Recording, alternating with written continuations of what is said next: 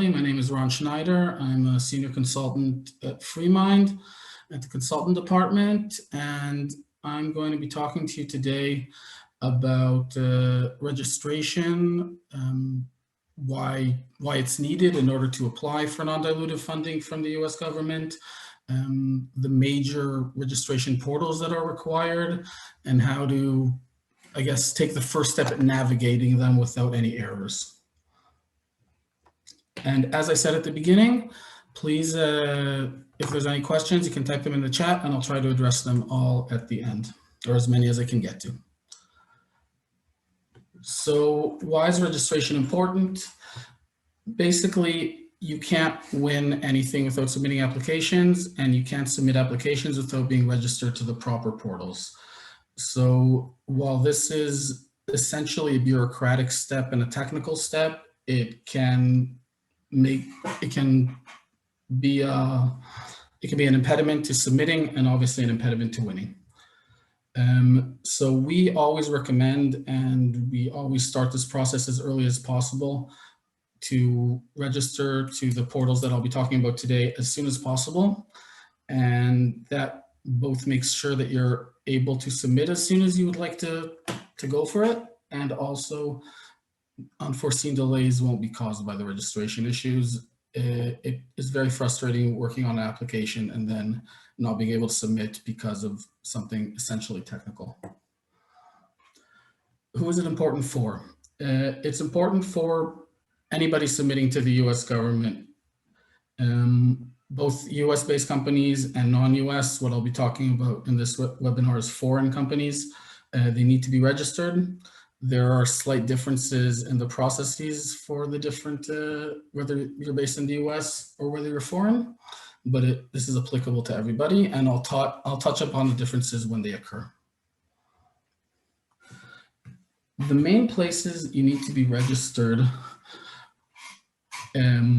are for SAM.gov, and in order to be registered for SAM.gov, you need to have a DUNS number. You need to have an NCAGE if you're a foreign applicant, or get a CAGE number if you're a US applicant. And if you're from the US, also EIN or TIN number. Most federal grants require you to be registered to Grants.gov in order to submit them. And the various different funding agencies, whether it be an NIH institute, the DoD, CDMRP, etc., you need to be registered to their specific portal. And some of these require review time before approval, meaning that if you decide relatively last minute to submit, this can definitely be a rate limiting factor and can make the submission impossible. That's why in this talk today, I'm going to be focusing mostly on these time-sensitive registrations, since other registrations can usually be done within a day, realistically, even within a few hours. So the ones I'll be focusing on today are the processes for SAM.gov. As I mentioned earlier, this is the big one, and a lot of the webinar will be focused on it, including preliminary steps that are required, login.gov password, getting these DUNS, EIN, and CAGE numbers. Following that, we'll talk about Grants.gov, which is required for most application submissions, and then ERA Commons, which is specific to the NIH, but the NIH is the big funding component, and also it takes time to approve an ERA Commons registration to the NIH, so it's important to get that done early. So login.gov. Login.gov is required today for SAM, but it is not SAM specific. It is a two-tier secure system that the US federal government is transferring a lot of its websites over, both to do with grant applications and also completely independent. For our purposes, you have to have a login.gov registration in order to apply and be registered on SAM.gov in order to enter your, your SAM.gov account.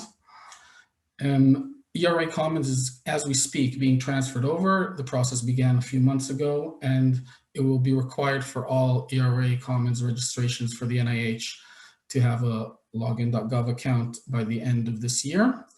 And The messaging is that Grants.gov will probably start this process later this year or next year as well.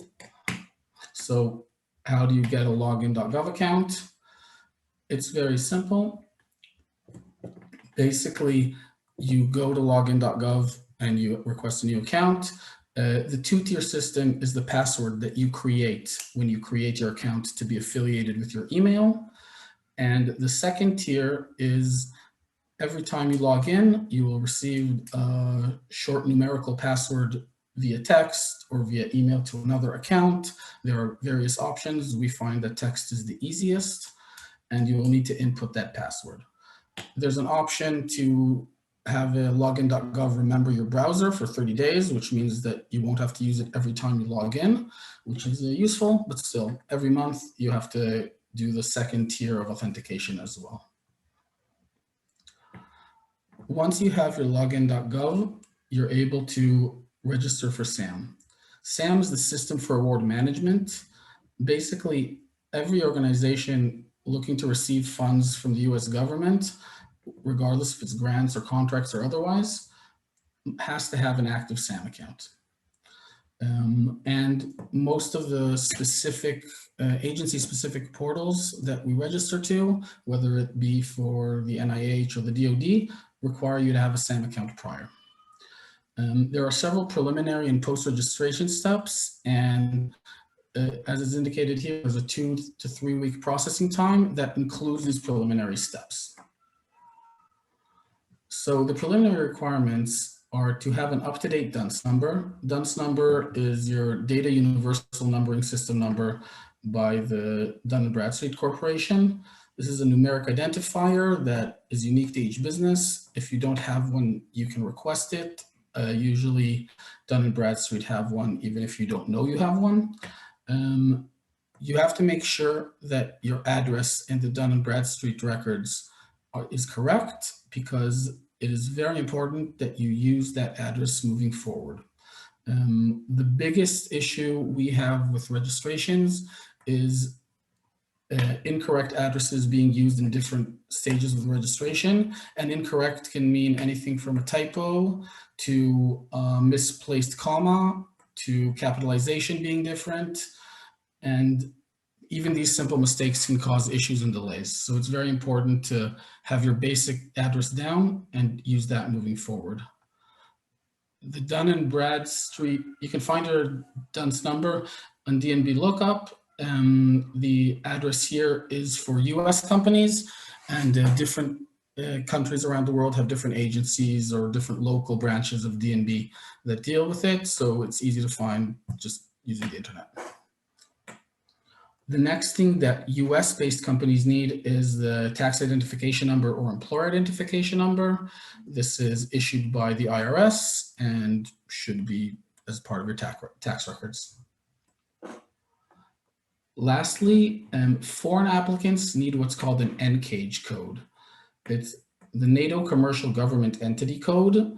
It's a code that's assigned for essentially suppliers to the US government, initially the US military, but now it's broader than that. There's also, for US companies, a commercial and government entity code called CAGE, but that is assigned automatically as part of the SAM registration. You don't need to obtain it beforehand. You need to go to the NCAGE homepage if you're a foreign applicant and request an NCAGE code. You put in basic company information like address and contact info. Again, use the same address that you have for your DUNS number. And it takes up to 14 days to receive it. In our experience, it's usually a bit shorter, but it can take up to 2 weeks.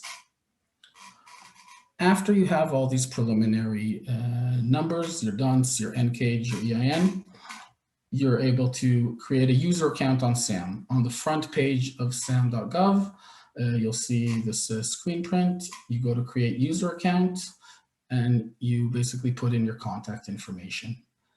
After you've created your user account, it's important to note that you are not done. You need to be creating an entity that's affiliated to your user. The user account you created is the entity administrator for the entity account, which represents the actual company, not the individual. You can either go to the register entity in the middle of the front page, or when you're logged in to your user account, you can register a new entity on the left-hand toolbar. As part of the registration process, you'll be requested to input a variety of information types. I've highlighted here the core data that we just talked about, like your DUNS, CAGE, TIN, etc. But that also includes banking information for US companies. That's optional for foreign companies, addresses, etc. Details about current fiscally related relationships with the government, any other contracts you might be receiving. There's assertions, which is basically what type of business you are and where do you fall based on different categories in the registration. There's drop-down menus with explanations about the different options for you when you register. Representations and certifications is essentially agreeing to follow a set of US laws, and they are, you can read about them in the registration as well. Lastly, you assign points of contact. For our purposes of registration, the important one is highlighted here, the electronic business point of contact. That is needed in order to create a Grants.gov registration, which we'll be talking about shortly. After you've pressed submit on the final registration and you've input all the information, your registration goes to the IRS for verification if you're a US company, and foreign applicants, it is sent to NCAGE for validation, and US companies are assigned a CAGE code as part of the process automatically. You don't have to do anything, but after you're assigned that CAGE code, the Defense Logistics Agency, or DLA, which is the agency that deals with CAGE codes, validates your registration as well. If there are any discrepancies, any issues with addresses, this is the stage where that comes up. If there are issues, you receive an email notification with a request to correct it. After the verification process is complete, you get an email notification congratulating you on a successful registration, and you can look your company up or log in and see that you have an active status. However, that doesn't end it all for SAM. As an additional tier of security, you need to provide a letter confirming that the user account that created this entity account is indeed affiliated with this entity and is the correct entity administrator. For that reason, you need to upload a letter into what's called the Federal Service Desk, which is a generic help desk that deals with a lot of federal services, including SAM. And you need to print out this letter, sign it. We'll look at that in a second. Essentially, you need to use the templates that are provided on the FSD website. You need to print them on your official company letterhead if you have it, or add company address and name to the top of the page if you don't. You need to have it signed by the president, CEO, or an equivalent position of authority within the company. And that needs to be uploaded as a PDF to the FSD by opening a service ticket and simply uploading the file with the indication that this is for SAM registration. There are 3 different types of templates for the letters.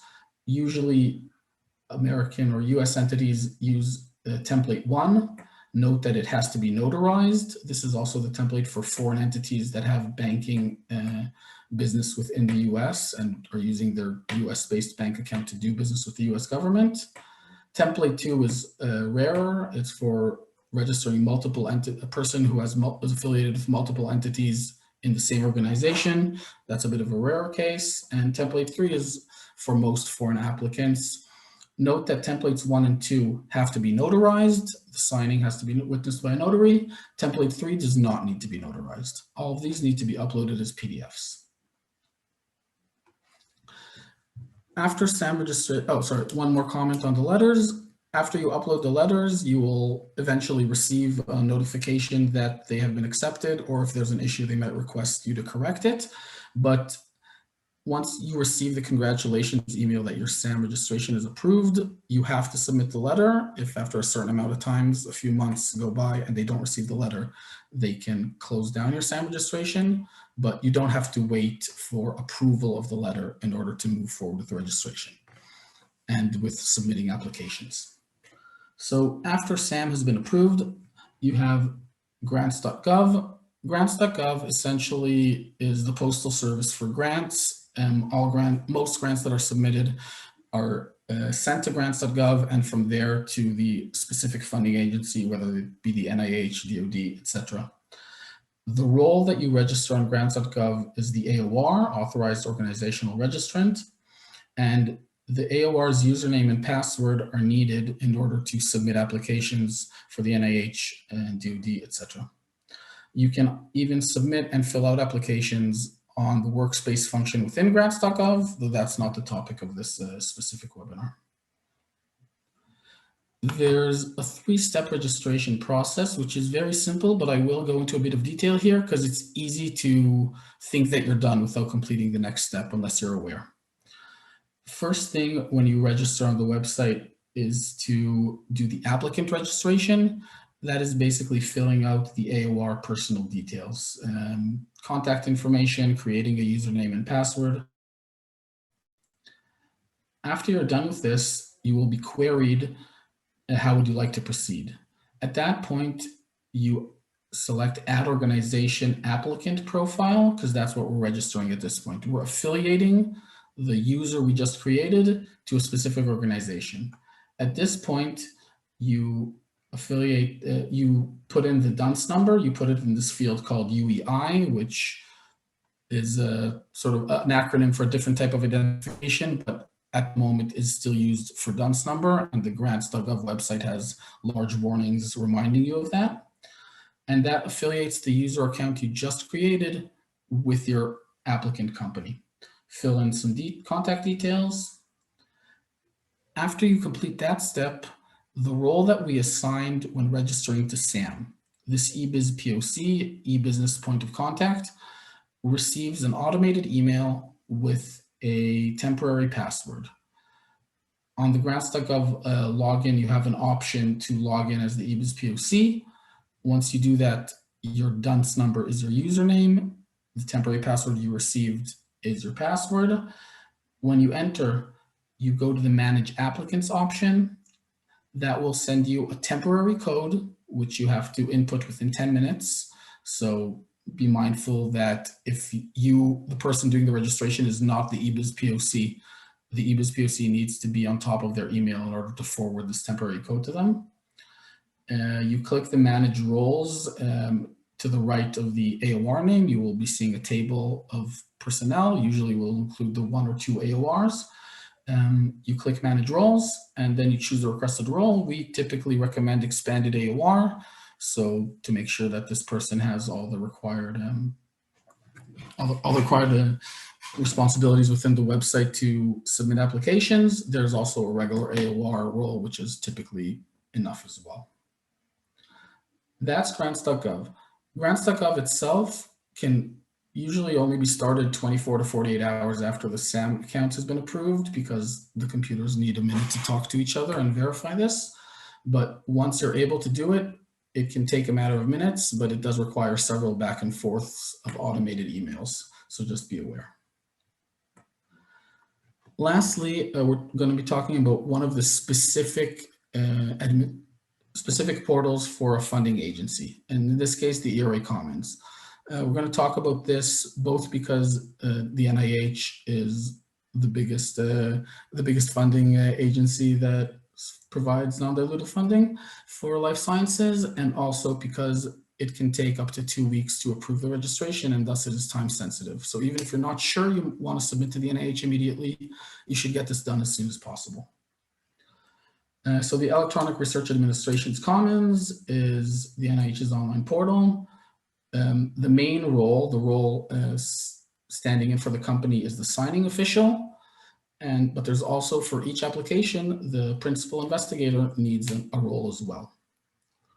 You can also submit applications to the NIH only using the Assist online submissions form, which is a useful tool. When you register your institution, you put in your dunce number, and it will query dunce for the address, make sure it's correct, provide details of the signing official account, as you can see here on the bottom left. including the username that you wish to create. On the bottom right, there's an option to create an accounts administrator. This is an additional role on ERA Commons, which may be able to view applications, help prepare applications, but only the signing official can submit them. This is not required, so unless needed, no need to fill it in. After you've created an SO account, as in the registration goes through, when it's approved, you receive a temporary password, which you'll be requested to change to a permanent password. And you want to submit an application, you need to create a PI account. The PI account is created through the SO account. When you're logged in as the SO, you follow the steps on the screen, go to admin, accounts, and account management. And then you are queried to search for the person you want to have a specific role. You have to search, so put in their name or email in case you suspect they might have a role already on ERA Commons. If they are not found, you will be given an option to create the role. If they are found, you can affiliate them with your company, and you should make sure that they are given the correct role, which is PI in this case. The role creation is very simple. It's a contact information, email, phone number, and username creation.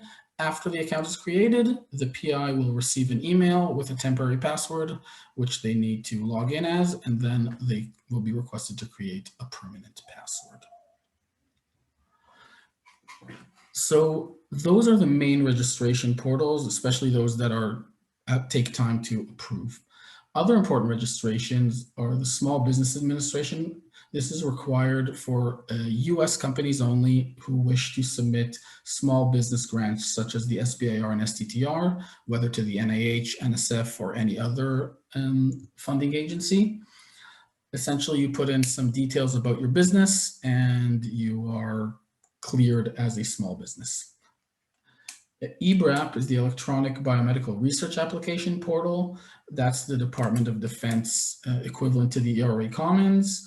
And most of the Department of Defense grants, such as the CMRPs, the MRMCs, and the SOCOM applications, go through this website. In order to submit an application, you need accounts for the principal investigator, an authorized organizational representative, and business official. EBRAP registration is fairly simple on the technical level. You choose which role you want to create an account for. Once a company account, which is the AOR account, is created, you can affiliate these roles to it, and you can move forward and submit. It is not time sensitive. Once the computer approves your registration fairly automatically, then you are good to go. Research.gov is the portal for the National Science Foundation. It used to be called Fastlane, but over the past few years, the NSF has transitioned over to Research.gov. You need to create a corporate account for your company and a PI account. This is mostly the basic contact information, including DUNS, sometimes CAGE, and it also is not time sensitive and can be done fairly quickly. So thank you for listening. I'll take a look at questions now, and I hope this was helpful. If you have any interest in learning more, first of all, as I said at the beginning, the webinar will be available on our website. I'll talk to Beth, whose email you see on the screen here, about making the slides available. And if you have any questions, feel free to contact Beth. She's part of our marketing team, and she will be able to help you. Now I'm going to take a look at the questions. So I have a question from Paul that they did not need a login.gov requirement. That login.gov requirement, Paul, is new. I'm trying to remember exactly when. It's at least a year old, but probably started earlier, but was not required. So you might have a SAM account and you might not have been using it recently, but at the moment, if you try to renew it or try to enter it, it will ask you to create a login.gov account. If you have an existing SAM account, or for that matter, an existing ERA Commons account now, you have the option of creating a login.gov account for yourself and affiliating it with those accounts. you have to use the same email that you're using within those registrations. So I assume it's a matter of the SAM account was created before this requirement. Candice, you had a question about nonprofits being able to apply for SBIR grants. Not entirely the topic of this webinar, and I honestly am not entirely sure. A small business implies that it's might be for profit, but that's something that I might suggest you looking up on the SBIR website and seeing if nonprofits are able to apply, or being in touch with Beth or someone from our marketing team, and they can help you with that. Anything else? So again, if anyone has any more questions, please feel free to type them in now. Otherwise, if something comes up later, you can revisit this this webinar on our website. Do it a bit slower, and you can look at the slides. Maybe if you miss some information. Okay, Paul, where's the letter template for SAM registration? That's on the FSD.gov website. There's a search bar there, and you type letter templates and they will jump up for you. You can download them. All 3 templates are available there. And yeah. An STTR PI does need an account to log in on the grant. For those unfamiliar, an STTR is a collaborative grant between a small business and an academic institute. So assuming if there's a single PI, either from the academic institute or the small business, they need a PI account affiliated with their relevant organization. If there's multiple PIs, they each need an account.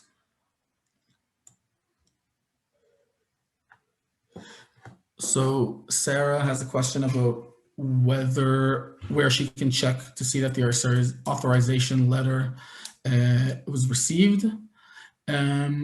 So for the second half of your question, Sarah, I'm sorry if I wasn't clear about this. You don't need that letter for Grants.gov. Grants.gov, you just need to have an approved SAM registration. For the first part, when you log in to your FSD.gov account, which you can do with your login.gov email and password, you can see there's a section for open tickets or even closed and past tickets. You can see what's happening there. If you haven't received any notification, then that is usually a statement that everything is okay with the letter. If there's something wrong with the letter, they usually get back to you fairly quickly. But you can check this on the FSD.gov website. There's a section for open queries, and you can look and see if there has been a response from someone from the Federal Service Desk. So I said you submitted your SAM application on March 9th. When you will receive my cage number. If your registration passed, then you will have received your cage number already. It might be in an email, or it might be in your spam folder. You can check it on your SAM account. If your SAM registration has not passed yet and there's something holding it up, then you will not have received it yet. Overall, this is a good tip, period. Check your spam folders when you're in the process of registration, whether you're waiting for approval or you're actively doing something in regards to registration. Sometimes your computer won't know the email address sending things to you, and sometimes you need these fast, such as temporary passwords. Does a PI at an academic institution also need a PI account at their company for SBIR apps? That's from Alice. Well, Alice, the SBIR requires that the PI have their employment over 50% at the small business. If it's for an STTR, the PI at the academic institute does not need to be affiliated with the small business, but rather with the academic institute, as they will both be part of the grant. So Paul, you're asking how to create a PI record in the ERA comments. So I'll scroll up to there. After you have created an SO account, you you log in. On your front screen, you go to Admin, Accounts, Account Management, and you will see the screen on the bottom part. And there you search. You have to press search, so put in whatever information you want and search for it. And then you are given the option to create a role. When you create that role, you put in some contact information, online contact information, create a username, and assign the PI role. After that's done, the PI will receive an email with a temporary password, which they will use and then be immediately requested to put in a permanent password. Also, a general note, save your passwords. Otherwise, you will have to renew them, go through the whole process of I forgot my password.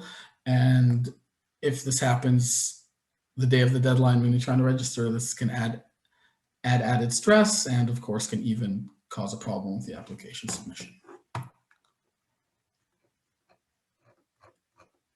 All right. So thanks a lot, everybody, for listening. Just one last question. Sorry, how long does it take to get a PI account? PI account is immediately. The SO account can take up to 2 weeks. The PI account on ERA Commons can be done immediately. You don't even need to log in with a temporary password in order for the PI account to be active. It is activated immediately. However, in order to access it and do anything with it, you need the temporary password. But that's something that's not time sensitive. The SO account is the time sensitive one. And Sarah, about your cage number, if there is an issue with approving your registration, you will receive an email about that. If there is an issue that they're trying to solve and haven't told you about it yet, then you might be in the dark a bit and you might consider sending a query to the Federal Service Desk and asking about your registration. But typically, your registration will either be approved or rejected, and you'll get an email pointing out to the problematic sections of the registration. So if you're stuck in limbo, I suggest contacting the Federal Service Desk and asking them what the issue is. Contacting them via email is usually efficient. However, it can take a day or two to get a response. Contact them via phone means you might be held on hold for a bit, but they can typically help. Okay, so thanks a lot, everybody, for listening. I'll put this screen up again so you can see Beth's email if you want to be in contact and ask for anything. And I'll wish you all a great day. Bye-bye.